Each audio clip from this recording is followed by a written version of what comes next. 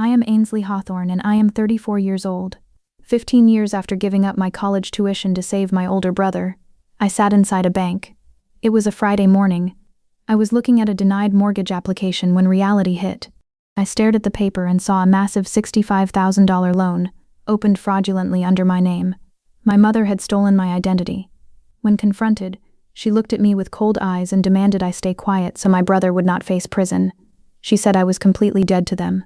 What my family did to my credit score, and how I exposed every single one of them at the Thanksgiving dinner table, is exactly why I am sharing this story.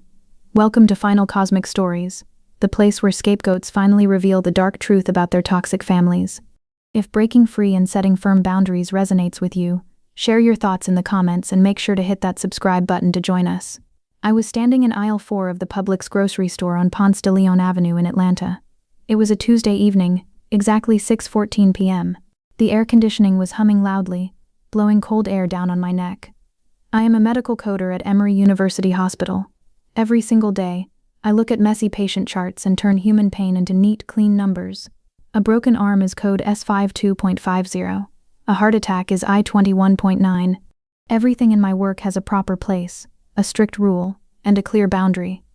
But my family never had any rules. Or rather, they only had one rule. Leander matters, and Ainsley pays the price. I was staring at a yellow box of Honey Nut Cheerios. The price tag said $4.89. It was just a box of cereal, but my chest suddenly felt tight. My breathing got shallow. That yellow box pulled me right back to our small kitchen in Marietta, Georgia, 15 years ago. I was 19, and my brother Leander was 21. Leander was the golden child. He was handsome, charming, and always had a big dream that never quite worked out. I was the scapegoat. I was the quiet girl who sat in the corner, worked double shifts at a local diner, and saved every penny in a shoebox under my bed. I remembered that specific morning perfectly. It was raining outside. Drops of water were hitting the kitchen window. My mother, Corinne, was sitting at the glass dining table. She was drinking coffee from her favorite blue ceramic mug. She was gently tapping her shiny acrylic nails against the glass. Tap, tap, tap. It was a sound that always meant she was about to ask for something big. Leander was sitting across from her, eating from a massive bowl of Honey Nut Cheerios. He was staring at his phone, completely ignoring the tension in the room. "Ainsley, come sit down," my mother said softly. Her voice was like warm honey. It was the voice she used when she wanted to manipulate me. Real-life villains do not scream or laugh evilly. They smile, and they tell you that they are doing it for the family. I sat down. I had my community college schedule in my hand. I was so proud. I had finally saved enough money to pay for my first 2 semesters in cash. Exactly $4,200. I had earned it by standing on my feet for 10 hours a day, smelling like cheap fry grease. "Your brother got accepted into a special business program in Florida," my mother said, looking at me with sad, loving eyes. "But we are a little short on the deposit. He needs it by Friday. It is $4,000. I froze. I looked at Leander. He did not even look up from his phone. He just kept chewing his cereal. "Mom, I have to pay my tuition on Thursday," I whispered. My hands started to shake. "I worked all year for that money." My mother sighed. She reached out and touched my hand. Her skin was soft, smelling of cheap vanilla lotion. "Ainsley, you are so strong. You are practical. You can take a semester off and work. It will not hurt you. But Leander, he is sensitive. He needs this chance. If he does not go now, his whole future will be ruined." "Do you want to ruin your brother's future?" That was how she did it. She did not steal the money. She made me hand it over. She made me feel like I was a bad person if I did not sacrifice my own life for him. "Your father and I will pay you back next year," she promised. But I knew it was a lie. My father, Evander, was sitting in the living room, watching the morning news. He heard everything, but he just turned the TV volume up. That was his role. The silent shadow who never protected me. I walked to my bedroom, pulled the shoebox from under my bed, and handed her the envelope of cash. I did not cry. I just felt empty. I canceled my college classes that afternoon. For the next 10 years, this became the normal pattern of our lives. This was our toxic equilibrium. Leander started businesses that failed. He bought cars he could not afford. And every single time he fell, my parents expected me to act as the safety net. By the time I finally moved out to Atlanta and got my medical coding certificate, I had given them over $35,000 to cover Leander's bad checks, his rent, and his credit card bills. Have you ever been treated like the family insurance policy? Expected to sacrifice your own future to bail them out, only to be completely ignored when you actually need support? Drop your city in the comments below. Reading your stories proves that none of us are ever truly broken. I thought moving away would change things. I thought distance would give me peace. I put the box of cereal into my grocery cart and took a deep breath. I was safe now. I had my own apartment. I had my own life. But I was wrong. The real betrayal, the one that would finally break my heart into a million pieces, had not even happened yet. The breaking point did not happen with a loud argument. It happened in a very quiet, perfectly air-conditioned office at a Truist Bank branch in downtown Atlanta. The date was November 12, 2021. It was a Friday morning, 10:15 a.m. I was sitting across from a loan officer named Mr. Abernathy. I was wearing my best black blazer. For the last 5 years I had worked double shifts at the hospital. I ate cheap instant noodles and saved every dollar I could. I was finally ready to buy a small 2-bedroom apartment of my own. It was going to be my safe place. Mr. Abernathy looked at his computer screen. He frowned. He pressed a few keys, and the printer in the corner started humming. He pulled out a piece of white paper, folded his hands, and looked at me with pity in his eyes. "Miss Hawthorne," he said gently, sliding the paper across the brown wooden desk. "I am sorry, but your mortgage application is denied. Your credit score is 482. I laughed a little, confused. "That is impossible. I have zero debt. I pay my credit card in full every month."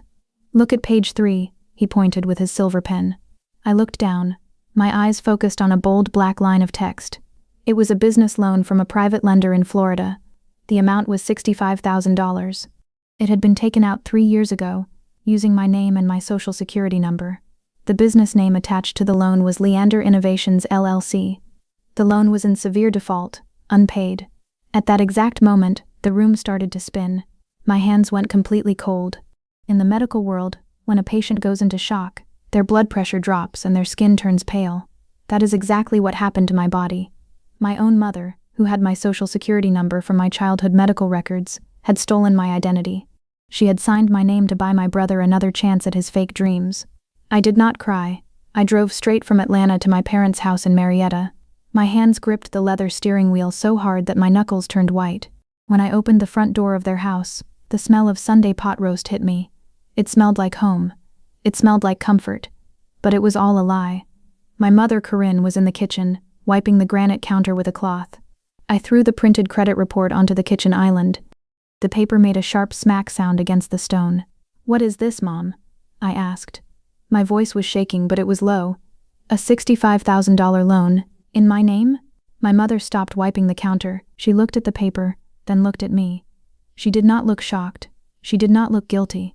She just looked annoyed, like a child who had been caught eating a cookie before dinner. "Oh, Ainsley, keep your voice down. Your father is resting," she whispered, drying her hands on a towel. "It was just a temporary fix. Leander had a brilliant idea for a real estate app. The bank would not give him the loan because of his past mistakes. We just used your name to secure the funds. We were going to pay it back before you even noticed." "Before I noticed," I gasped, stepping back. "Mom, you committed a federal crime. You stole my identity. The loan is in default. I cannot buy a house. My credit is ruined. I could lose my job at the hospital over this." "Stop being so dramatic," my mother suddenly snapped, her sweet voice completely gone. She stepped closer to me, her eyes cold and hard. "We are family. Family helps family. We gave you life, Ainsley. We raised you. You have a good job. You do not even need a house right now. Why are you being so incredibly selfish?" I stared at her. Real-life villains do not wear black capes. They wear floral aprons, smell like pot roast, and twist the truth until you feel like you are the crazy one. She honestly believed she had done nothing wrong. To her, I was just a tool to fix her golden child's life. "I am reporting this to the police," I said quietly. The fear inside me was gone. Only a deep, heavy grief remained. "I have to file a fraud report to clear my name. I will not pay this debt." My mother's face turned bright red. Her mask completely fell off. She pointed a shaking finger at my face. "If you go to the police and ruin your brother's life over some silly papers, you are no daughter of mine," she hissed, her voice full of pure venom. "You will be dead to us. Do you hear me? I will tell the whole family what a greedy, ungrateful liar you are. You will have no one." I looked around the kitchen. I looked at her favorite blue ceramic mug on the counter. I looked at the family photos on the wall. where Leander was smiling brightly in the center, and I was pushed to the side. The pain in my chest was unbearable, but a strange clarity washed over me. I realized they never loved me, they only loved what I could do for them. "Okay," I whispered. My voice was completely steady. "I am dead to you." I turned around, walked out the front door, and heard it click shut behind me. I did not look back. 2 days later, on a rainy Tuesday, I sat at my small kitchen table. The time was exactly 7:30 p.m. In front of me was a thick blue paper folder. Inside it was a printed copy of my FTC identity theft affidavit and an official police report. Case #44-892A. Filing a police report against your own mother is not like it looks on television. There is no dramatic music. There is only a tired police officer in a cold room, asking you to spell your mother's middle name while the smell of stale coffee hangs in the air. The legal reality is slow, boring, and painful. I was staring at the blue folder when the intercom of my apartment buzzed. A harsh, loud bzzz. I walked to the door and looked through the small peephole. It was Aunt Elowen. She was my mother's older sister. Aunt Elowen was the peacemaker of the family. She was the one who always brought sweet tea and smiled when things got bad. I opened the door. She was standing there holding a white cardboard box from a local bakery. Raindrops were sitting on her expensive beige coat. "Ainsley, sweetie," she said. Her voice was shaking. She looked at me with those soft, watery eyes. "Can I come in, please? I brought your favorite peach muffins. This is how enablers work. They do not come with weapons. They come with bakery boxes and sweet words. They use your childhood memories to make you feel guilty." I stepped back and let her in, but I did not take the box. Aunt Elowen sat on my gray sofa. She looked around my small, clean apartment. She squeezed her hands together tightly. "Ainsley, the police called your mother this morning," Aunt Elowen began, her voice dropping to a whisper. "She is in a terrible state. Her blood pressure is through the roof. Your father is so worried. You have to drop this police report, honey. We can fix this within the family." "Fix it?" I asked. I sat in the chair across from her. I kept my voice completely flat, just like when I read a medical chart. "Aunt Elowen, they stole $65,000 in my name. My credit score is 482. I cannot buy a home. If Emory Hospital runs a background credit check, I could lose my medical coding job. How exactly will the family fix that?" Aunt Elowen looked down at her shoes. "We will pool some money together. Uncle Sterling and I can help pay the monthly minimums on the loan. Just, please. You do not understand what will happen if the police start looking into Leander's bank accounts from 3 years ago." I narrowed my eyes. "Why? What is in his bank accounts from 3 years ago?" Aunt Elowen's breath caught in her throat. She looked panicked. She realized she had said too much. "Nothing. Just business failures. You know how Leander is." "Tell me the truth, Elowen," I said. I leaned forward. I did not call her aunt. "What really happened 3 years ago? Why did my mother suddenly need $65,000 so badly that she committed a federal crime?" Elowen started crying. Real messy tears ruined her mascara, making black lines on her cheeks. Her hands shook as she opened her purse to grab a tissue. The truth in real life is never beautiful. It is ugly and pathetic. "It was not for a real estate app," Elowen sobbed into the tissue. 3 years ago, Leander was working as the bookkeeper for Uncle Sterling's hardware supply company. Over 6 months, Leander quietly transferred $65,000 from Sterling's business into his own private account. He lost it all on illegal sports betting online. He owed money to very bad people. The room went completely silent. The only sound was the ticking of the wall clock. Tick, tick, tick. "Sterling found out," Elowen continued, unable to look me in the eyes. "Sterling was going to send Leander to prison for embezzlement. He was furious. Your mother begged us. She cried on her knees. She promised Sterling she would get him the money back within a week if he just stayed quiet. A few days later, she handed Sterling a cashier's check for $65,000. We did not ask where she got it. We just wanted our money back. We wanted peace in the family." The pain hit my chest so hard I could barely breathe. The grief was so deep it felt like a physical weight crushing my lungs. My mother had not just stolen my identity to fund a silly dream. She had destroyed my future to keep my brother out of prison. And my aunt and uncle, the people who bought me birthday presents and hugged me at Thanksgiving, had taken the stolen money knowing my mother had no job and no savings. They were all part of it. I was the sacrifice they all agreed to make. "You knew," I whispered. My voice was hollow. "You all knew my life was being ruined and you stayed quiet for 3 years to protect yourselves. "We are family, Ainsley," Elowen cried, reaching out to touch my knee. "We had to protect the family name. If Leander went to jail, it would have ruined us all." I stood up. The sadness inside me suddenly froze into something very cold and very sharp. The passive, quiet girl who always gave up her money died in that exact moment. My brain shifted. In my job as a medical coder, when I find a fake charge, I do not cry. I track the numbers. I follow the paper trail. I expose the error. "Get out," I said. "Ainsley, please. Get out of my apartment, Elowen," I said, my voice dangerously calm, "and take your muffins with you." She scrambled to her feet, terrified of the cold look in my eyes. She rushed out the door. When the door clicked shut, I did not cry. I walked over to my laptop. I opened a new blank Excel spreadsheet. I named the file the audit. If they wanted to treat my life like a transaction, I was going to audit them. I was going to find every single piece of paper, every bank transfer, and every lie. I was going to build an unbreakable case. The first 6 months of my exile were completely silent. My phone, which used to ring every week with demands for money, went completely dead. My mother kept her promise. She told the entire extended family that I had a mental breakdown, that I was addicted to expensive pain pills, and that I had stolen money from her. I was blocked on every social media app. My cousins, my aunts, even my old high school friends who still lived in Marietta, they all disappeared from my life like they never knew me. Grief is not always a loud scream. Mostly, grief is just a very quiet, heavy feeling in your stomach when you are doing normal things. My real emotional breakdown did not happen at the police station. It happened on my 34th birthday, March 14, 2022. I was standing in the small kitchen of my apartment. I had bought a single vanilla cupcake from Publix. I struck a match and lit a tiny candle. I watched the small yellow flame burn. I looked at the empty chairs at my kitchen table. I remembered when I was 10 years old. My father used to buy me a cheap, shiny red balloon every year for my birthday. It was not much, but it was a sign that he saw me. I picked up my phone and went to my saved voicemails. I pressed play on a message from my dad from 2 years ago. "Hey, Ainsley Bear. It's your dad. Your mom wants you to pick up some ice on your way over. See you later." His voice was so normal, so casual. The sound of his voice hit my chest like a physical punch. I fell to my knees on the cheap linoleum floor. I pressed my face against the cold wooden cabinets, and I finally cried. I cried for the father who never protected me. I cried for the mother who used me. I cried because the realization was finally locked in my brain. I was completely alone in the world. But that night, after the candle burned out, the crying stopped, and it never started again. The next morning, the real world hit me hard. My apartment lease was ending.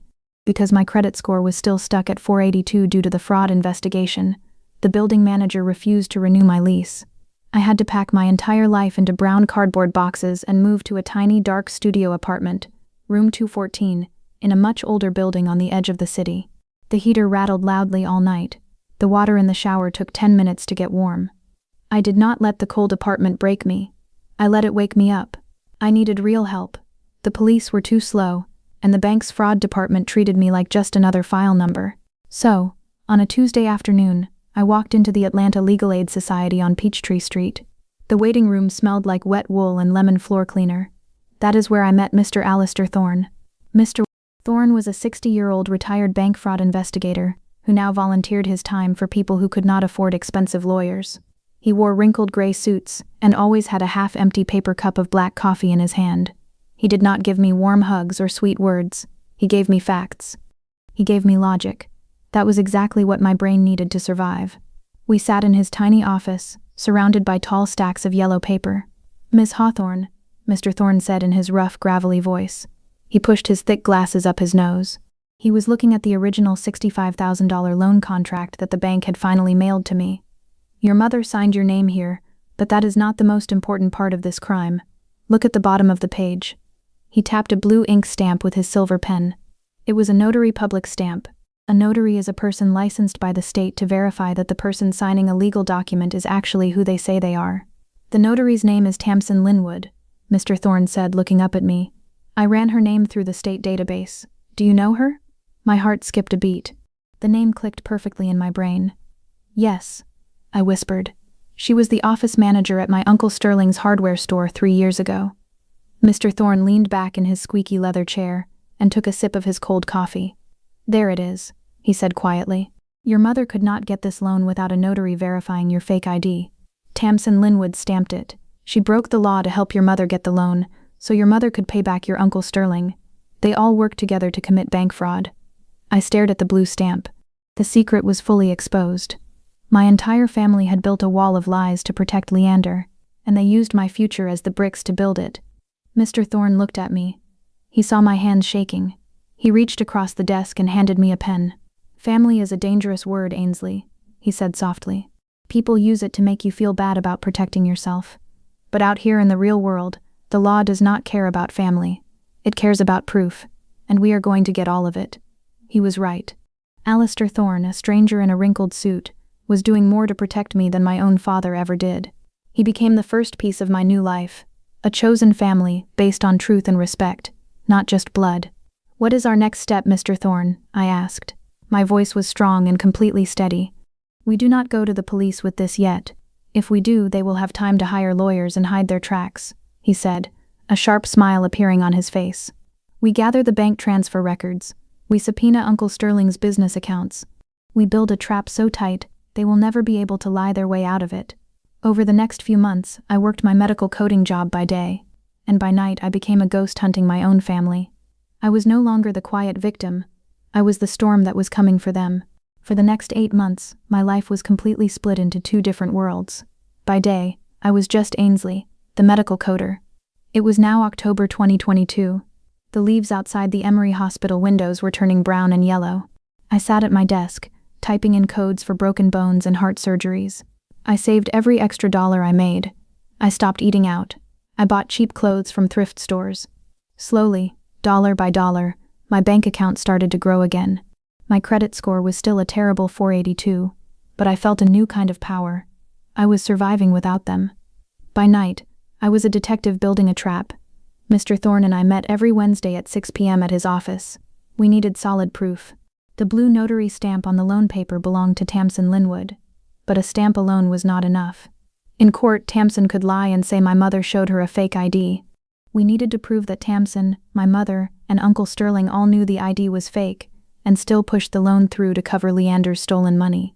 On a chilly Friday afternoon, October 14, 2022, at exactly 5:15 p.m., I drove my old Toyota to Uncle Sterling's hardware store in Marietta. I parked in the back corner of the parking lot, behind a large green dumpster. I turned off the engine and waited. The air was getting cold. I rubbed my hands together to keep them warm. At 5:30 p.m., the back door of the store opened. A woman in a thick brown sweater walked out. It was Tamsin Linwood. She was 55 years old, with tired eyes and graying hair.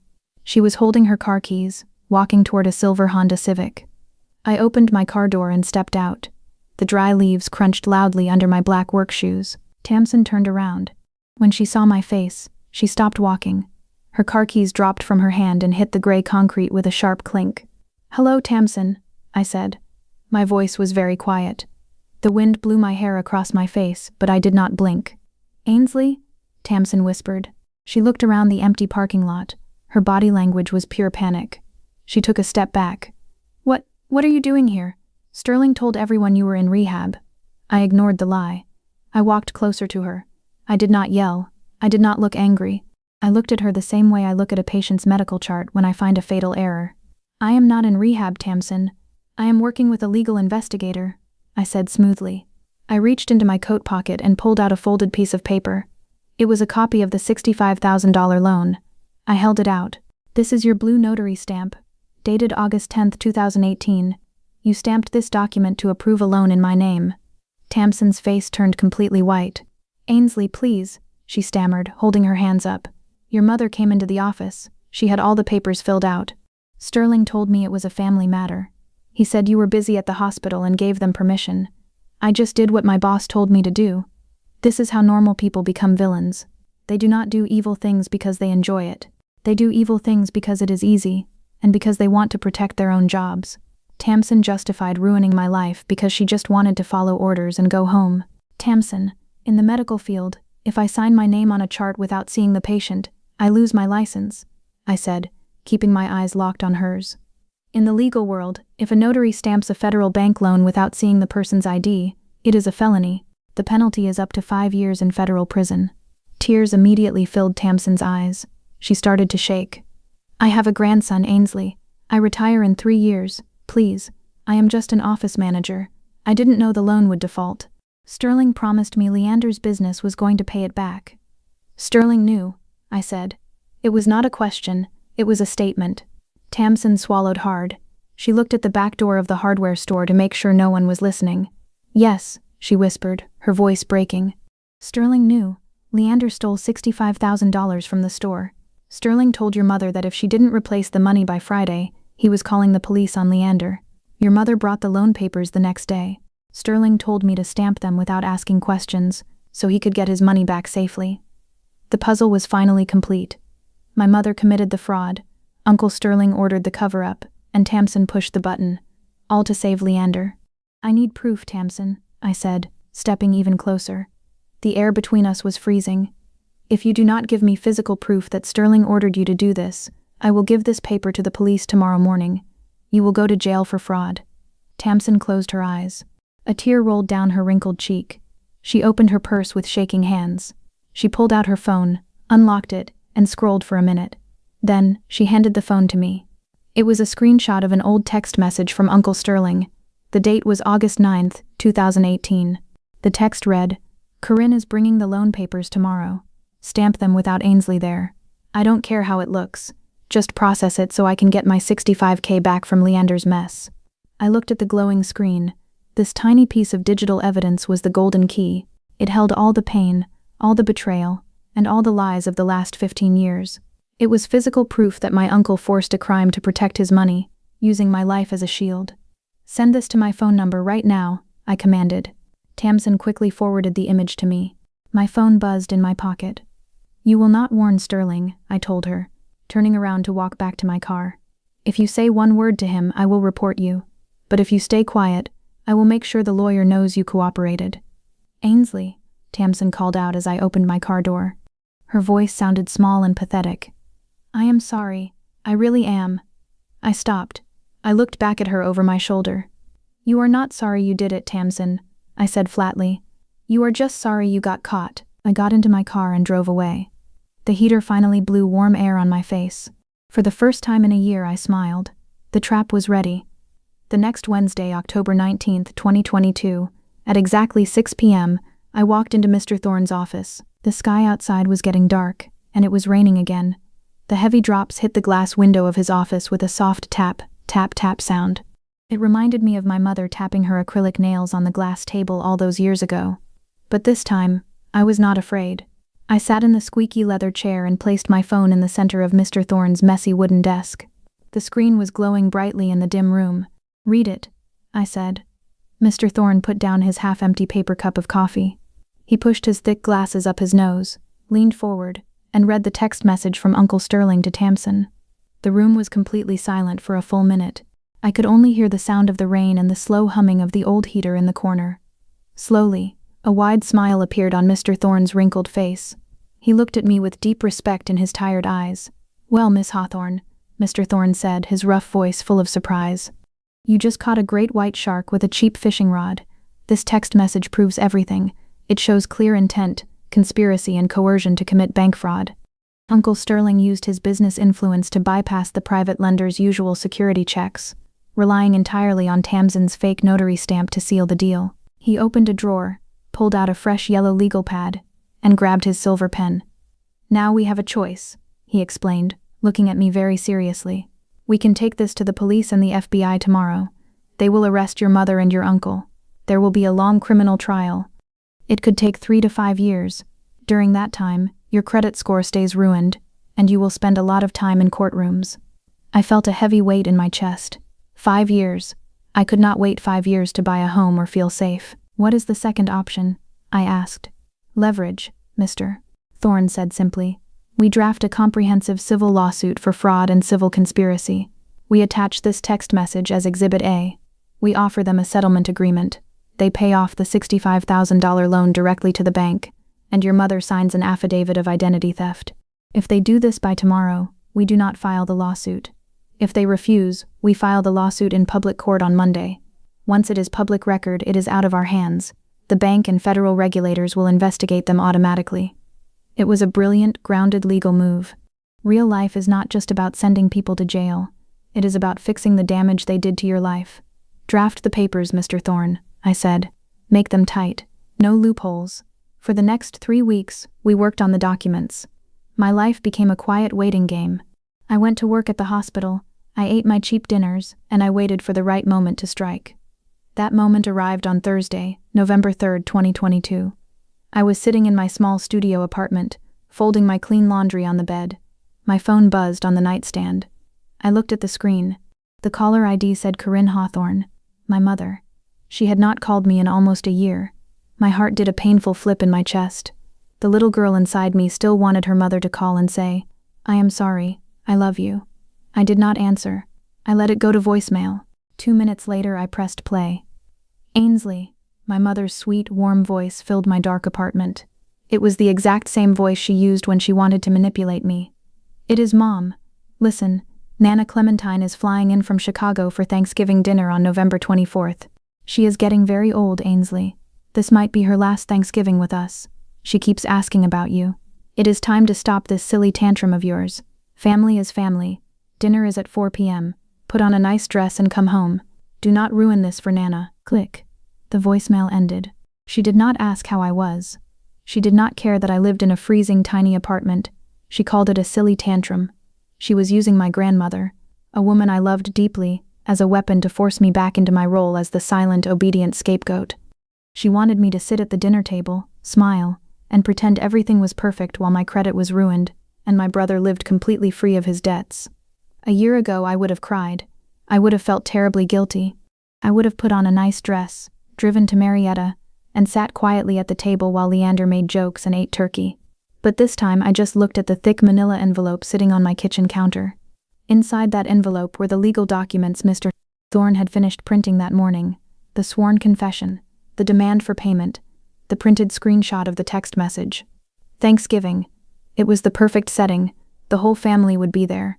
Uncle Sterling, Aunt Elowen, my parents, Leander and Nana Clementine. They would all be sitting around the big oak dining table, wearing nice clothes, drinking expensive wine, and pretending to be a perfect American family. I picked up my phone and typed a short text message to my mother. "I will be there at 4 p.m. I hit send. I walked over to the envelope, touched the smooth paper, and took a deep breath. I was not going to Thanksgiving to eat turkey. I was going to burn their fake world to the ground. Thanksgiving morning, November 24th, 2022, started with the loud rattling sound of the heater in my small studio apartment. It was 8 a.m. Outside, the sky was a flat, dull gray. I stood in my tiny kitchen and made a cup of cheap instant coffee. The hot water from the tap tasted a little like metal. I held the warm mug in both hands and looked at the kitchen counter. The thick manila envelope was sitting right there. It looked so normal. It was just brown paper. But inside it was the legal bomb that was going to destroy 15 years of my family's fake peace. I took a sip of my bitter coffee and opened the envelope one last time. I wanted to make sure everything was perfect. In medical coding, a single wrong number can change a simple checkup into a terminal disease. I needed this to be exact. First, the settlement agreement drafted by Mr. Thorne. It demanded a certified cashier's check for exactly $65,000 from Uncle Sterling's personal bank account by 5 p.m. the next day. Second, the sworn confession paper for my mother to sign, legally admitting she committed identity theft. And third, the printed screenshot of Uncle Sterling's text message to Tamsin, the ultimate proof. I put the papers back in, sealed the envelope, and walked to my small closet. My mother's voicemail had said, "Put on a nice dress." She wanted me to look like the perfect obedient daughter for Nana Clementine. I reached in and pulled out a plain, dark navy blue dress. I bought it for $12 at a thrift store. It had no bright colors and no fancy patterns. I was not dressing up for a party. I was dressing up for a surgery. In a hospital, when a bone heals in the wrong position, it causes terrible pain for years. The only way to fix it is for the doctor to break the bone again, completely in half, and set it right. That is exactly what I had to do today. I had to break my family to save myself. I put on the dress. I brushed my hair and tied it back tight. I did not put on any makeup. I looked in the small, cracked mirror above my sink. I did not see the scared, quiet 19-year-old girl who gave away her college money. I saw a 34-year-old woman who survived the cold, who survived the betrayal, and who knew exactly what she was worth. I picked up my car keys and the brown envelope. It was time to go. The drive from Atlanta to Marietta took exactly 42 minutes. Traffic on Highway 75 was very light. Everyone was already at home, sitting in warm living rooms, watching the Thanksgiving Day parade on television, and smelling roasting turkey. While I drove, my mind went to Nana Clementine. She was my father's mother. She was 78 years old. The thought of her hurt my chest. When I was 7 years old, she gave me a small wooden music box that played a soft, beautiful piano song. It was the only thing I owned that Leander never tried to take or break. My family was using Nana Clementine as a human shield. They knew I loved her.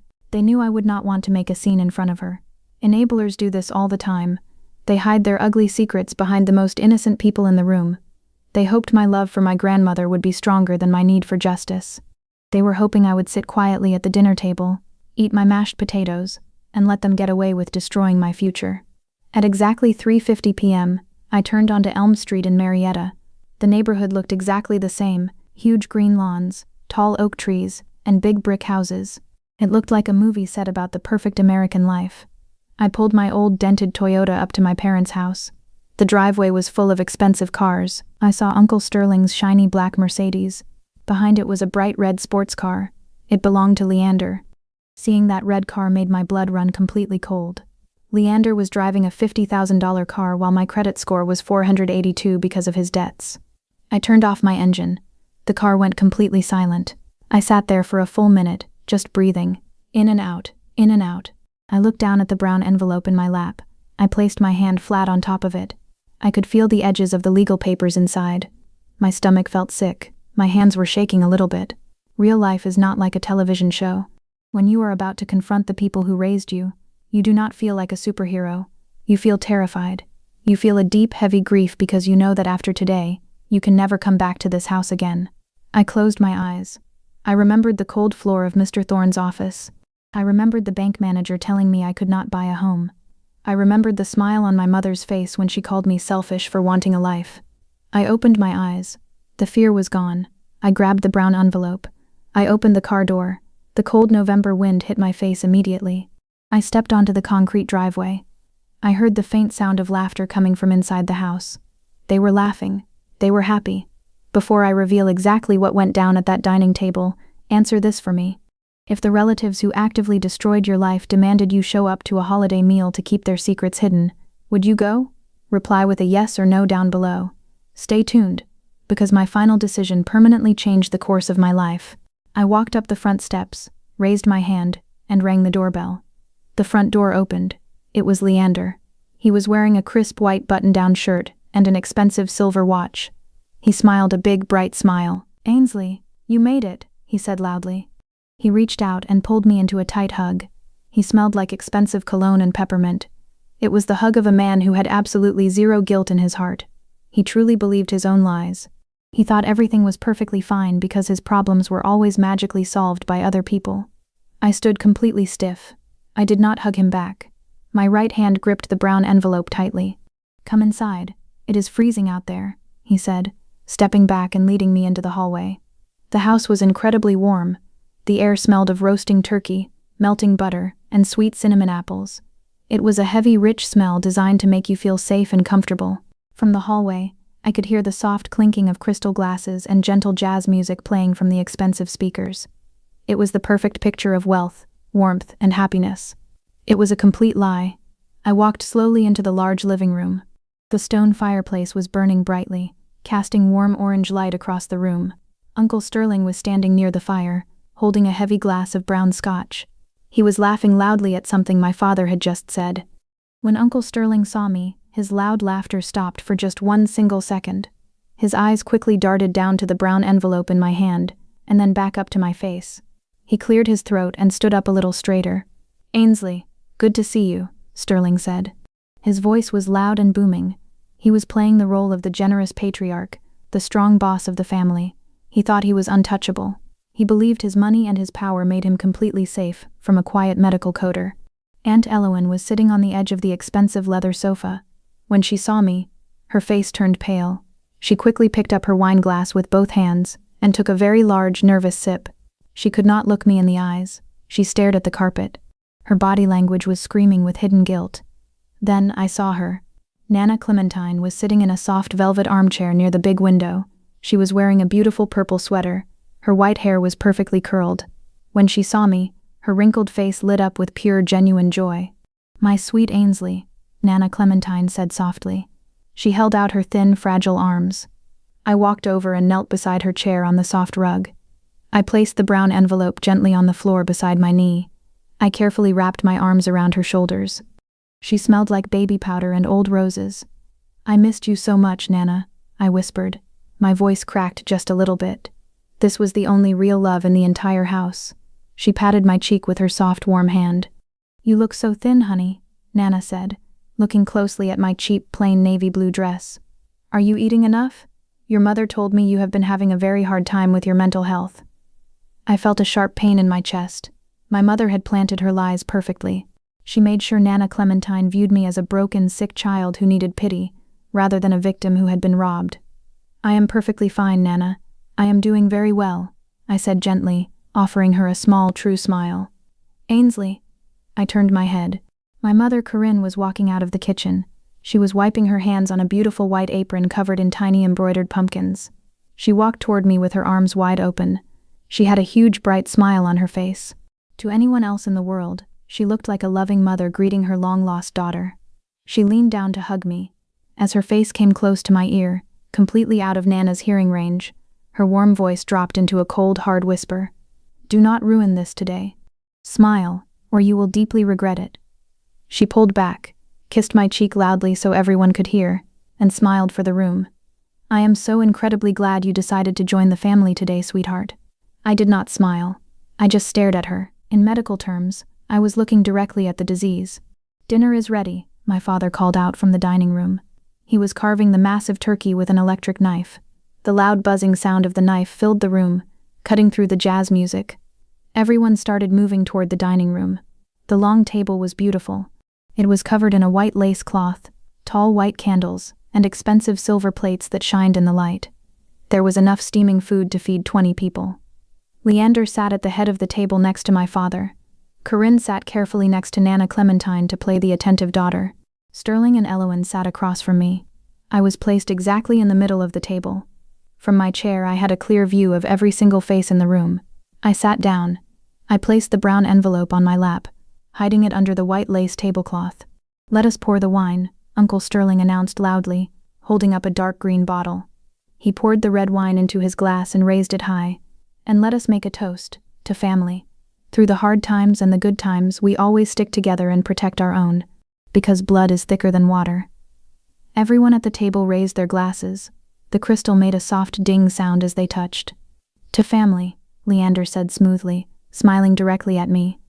I looked at my empty silver plate. I slowly reached down and grabbed the thick paper edge of the brown envelope on my lap. The fake peace was officially over. The storm had arrived. The crystal glasses were still making a soft ringing sound when everyone started eating. For the next 10 minutes, the only sounds in the room were silver forks hitting expensive plates, and the loud chewing of food. Clink, scrape. The smell of roasted meat and sweet cranberry sauce filled the warm air. For 15 years, my family had operated like a closed, secure network. Every secret had a specific path. Every lie was perfectly routed to avoid the truth. And I was the only hard drive forced to store all their heavy errors. But today, their entire system was going to crash. Uncle Sterling wiped his mouth with a white cloth napkin. He looked across the table at me. He had a mean, mocking look in his eyes. "So, Ainsley," Uncle Sterling said loudly. The whole table went quiet. "Your mother tells me you moved into a new apartment. Is it another tiny little box? You really need to get your finances in order, young lady. At your age, you should own a house." It was a trap. He wanted to make me look small and pathetic in front of Nana Clementine. He wanted to remind me that he had power, and I had nothing. I stopped cutting my food. I placed my fork gently on the edge of my silver plate. I did not look angry. I did not blush. I looked at him with cold, dead eyes. "I cannot buy a house, Uncle Sterling," I said. My voice was very calm and clear. It cut through the warm air like a freezing knife. "My credit score is 482 because I have a $65,000 bank loan in severe default." Aunt Elowen gasped softly and dropped her fork. It made a loud clang against her plate. My mother's face turned bright red. "Ainsley," she hissed quietly, her eyes darting to Nana Clementine. We do not talk about your personal mistakes at the Thanksgiving table. Have some respect. It is not my mistake, Mom, I replied smoothly. I reached under the white lace tablecloth. I pulled out the thick brown envelope. I placed it right in the center of the table, next to the tall white candles. The heavy paper made a loud slap sound against the wood. Everyone froze. Leander stopped chewing. My father put down his wine glass. I opened the envelope. I pulled out the first paper. It was a copy of the loan document. I slid it across the smooth table directly to my mother. This is a federal bank loan for $65,000, I said, keeping my voice at a normal, polite volume. You used my childhood medical records to steal my social security number. You signed my name. You committed identity theft to get cash. You are insane, my mother yelled, her fake smile completely gone.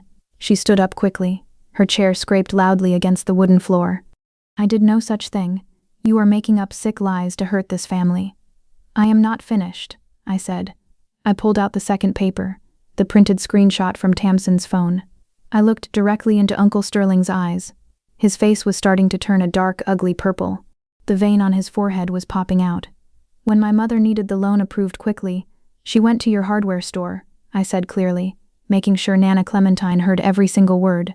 You told your office manager, Tamsin Linwood, to stamp the documents with her blue notary seal, even though I was not there.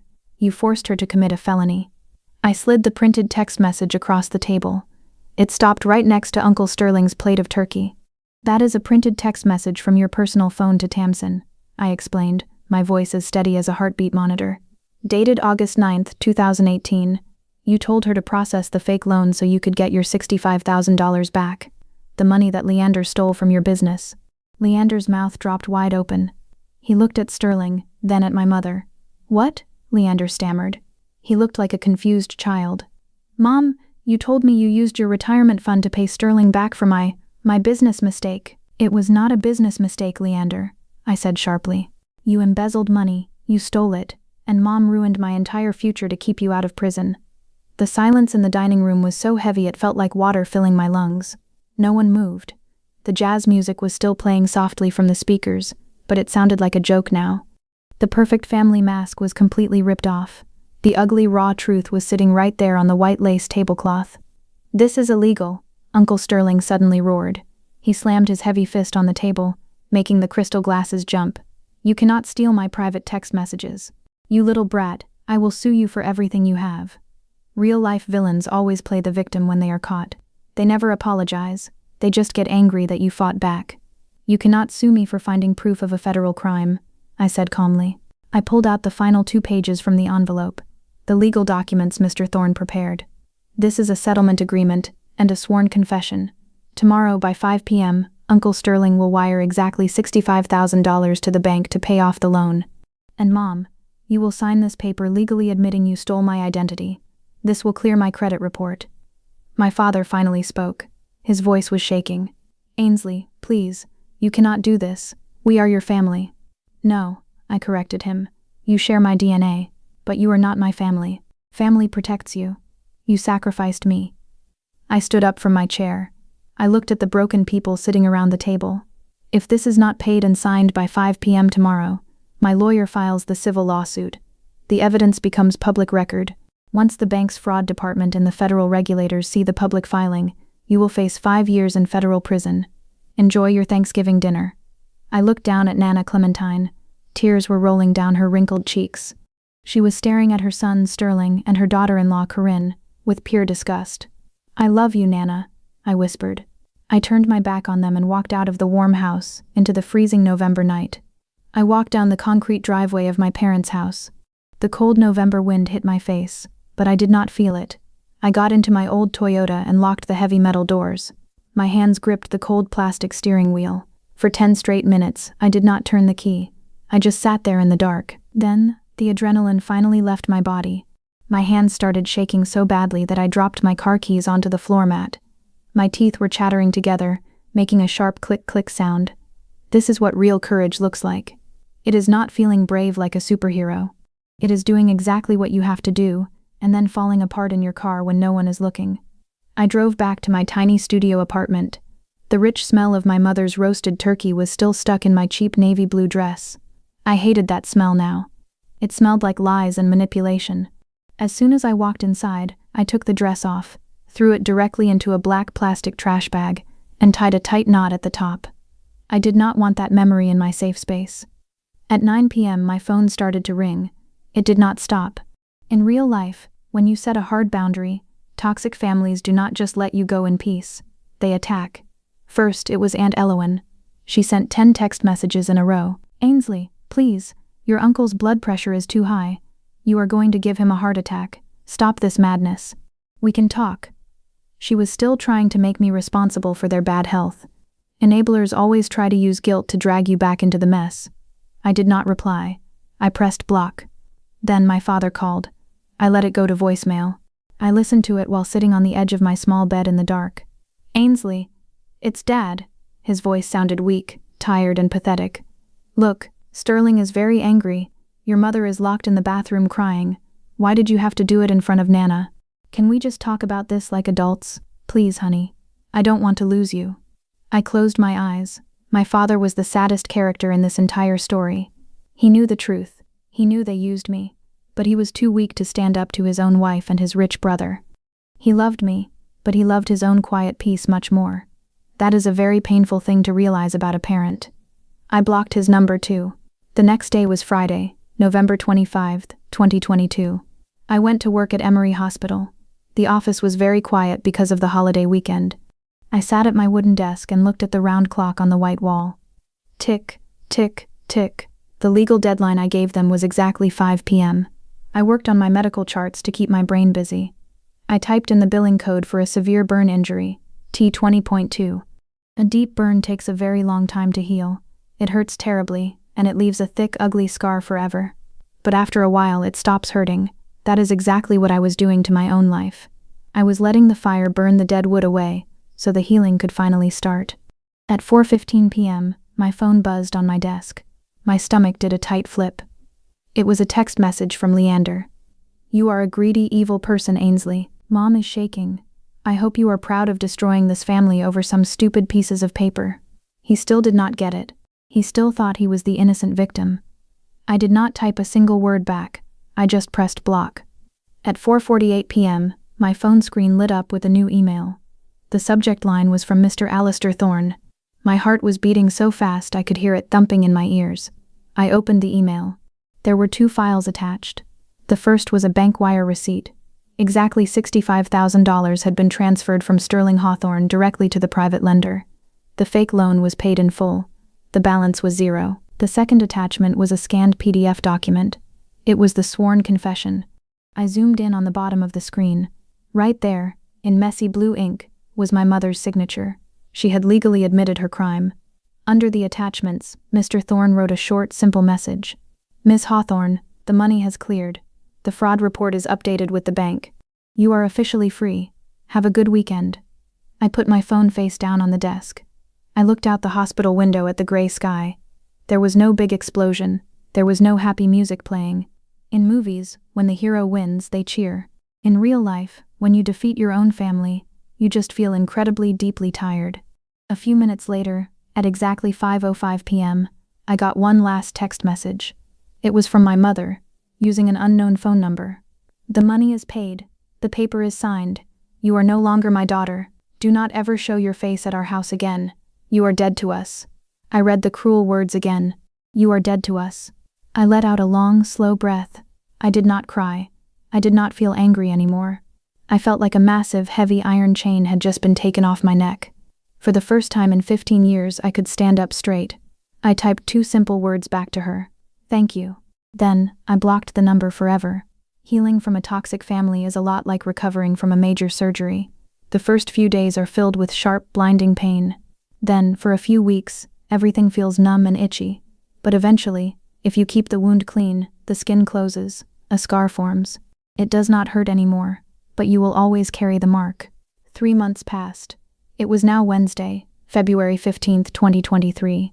The winter air in Atlanta was starting to get a little warmer. At 10 a.m., I was sitting at my kitchen table in my cold studio apartment. I was holding a thick white envelope from Equifax, the National Credit Bureau. My hands were perfectly steady as I tore the paper open. I pulled out the official credit report. I looked closely at the bold black numbers at the top of the page. The fake $65,000 loan was completely erased. The fraud investigation was closed. My clean, perfect financial history was given back to me. The heavy rock that my family had tied around my neck was finally gone. An hour later, I walked through the glass doors of the Truist Bank branch in downtown Atlanta. It was the exact same branch where I had my heart broken a year and a half ago. I walked right up to the same brown wooden desk. Mr. Abernathy, the loan officer, looked up from his computer. He blinked in surprise. "Miss Hawthorne," he said, standing up to shake my hand. "It is good to see you again. Please, have a seat." I sat in the soft chair. I handed him the printed credit report. He took his silver pen, pushed his glasses up, and looked at the paper. His eyes went wide. "Wow," Mr. Abernathy said softly. He looked at me with deep respect. "A 742 credit score. You actually did it. You cleared the identity theft. Most people fight for 5 years and just give up. How did you fix the infection on your report?" "I did not just fix the infection, Mr. Abernathy," I said smoothly, using my favorite medical metaphor. "I cut out the sick tissue completely. I am ready to apply for that mortgage now." 2 weeks later, on March 1st, I held a shiny silver key in my hand. I unlocked the front door of my brand new 2-bedroom apartment in Decatur, Georgia. The walls were painted a warm, soft white. Huge glass windows let the bright afternoon sunlight pour onto the clean wooden floors. It smelled like fresh paint, lemon cleaner, and pure, quiet freedom. There was no rattling heater. There was no cheap linoleum floor. Best of all, there was no fear that someone was going to knock on my door and demand my money. I bought a soft gray sofa and a beautiful glass coffee table. I paid for it all with my own cash. That evening, at exactly 6 p.m., I went to a small quiet coffee shop on Ponce de Leon Avenue. The shop smelled like dark roasted coffee beans and sweet vanilla syrup. Mr. Alistair Thorne was sitting in a booth in the corner. He was wearing his usual wrinkled gray suit, reading a thick legal book, and drinking a cup of black coffee. I walked over and sat across from him. I placed a small white bakery box on the table. Inside was a fresh blueberry muffin. "To say thank you," I said gently, "for saving my life." Mr. Thorne closed his book. He looked at the muffin, then looked at me. A rare, warm smile appeared on his tired face. "I didn't save you, Ainsley. You saved yourself. I just gave you the legal tools to build the fence." I took a sip of my warm tea. The steam felt nice against my face. "It feels strange," I admitted quietly. "My whole life, I was told that family is everything. Blood is thicker than water, but my blood ruined me, and a stranger in a law office protected me. It makes you question what the word family even means." Mr. Thorne leaned forward. He rested his elbows on the wooden table. "DNA is just biology, Ainsley," he said, his rough voice dropping into a serious, gentle tone. "Blood just means you were born in the same house. It does not mean they own your soul. Real family is not about biology and bloodlines. It is about true loyalty. Family is the people who respect your boundaries. Family is the people who do not lie to you, who do not steal from you, and who protect you when you are weak. You have lost your biological relatives, yes. But now, you have the space to build a real family, a chosen family." His words hit my chest, but they did not hurt. They felt incredibly comforting. He was right. Uncle Sterling and my mother had the same blood as me, but they had zero loyalty. Mr. Thorne was not related to me at all, but his actions proved he was a better protector than my own father. I smiled at him, a real, genuine smile. "Thank you, Alistair." I used his first name for the very first time. He nodded slowly, understanding the respect in my voice. When I drove back to my beautiful, warm apartment that night, I checked my small metal mailbox in the lobby. Inside, there was a single square package wrapped in plain brown paper. There was no return address on the box. The postmark stamp said it was mailed from Chicago, Illinois. My heart skipped a beat. Nana Clementine lived in Chicago. I carried the box upstairs to my apartment. I set it gently on my new glass coffee table. I sat on my gray sofa and stared at it. After the explosive Thanksgiving dinner, I thought I had lost Nana Clementine forever too. I assumed my parents had poisoned her mind against me. My hands trembled slightly as I reached out and carefully cut the brown tape with a pair of scissors. I opened the cardboard flaps. Inside the box, resting on a bed of white tissue paper, was something that made my breath completely stop. I gently moved the white tissue paper aside. Sitting at the bottom of the box was the small, dark wooden music box. It was the exact same one Nana Clementine had given me when I was 7 years old. The wood was a little scratched on the side, and the small brass hinge was slightly rusted from age. I picked it up. It felt heavy and real in my hands. I slowly turned the small metal key on the bottom. Click, click, click. I set it down on my new glass coffee table and opened the lid. The tiny silver gears inside began to move. A soft, beautiful piano song filled my quiet living room. It was the only pure, safe memory I had from my childhood. Listening to it now, in my own safe home, the notes sounded completely different. They did not sound sad anymore. They sounded like a victory. Underneath the music box in the package was a piece of plain white paper, folded in half. I picked it up with shaking hands. The handwriting was in blue ink. It was shaky and slanted, exactly like Nana Clementine's handwriting. I took a deep breath and read the letter. My brave Ainsley, I am writing this from my kitchen in Chicago. I left your parents' house the morning after Thanksgiving. I told your father I wanted to go home early. The truth is, I could not look at them anymore. For 15 years your mother and your uncle told me you were troubled.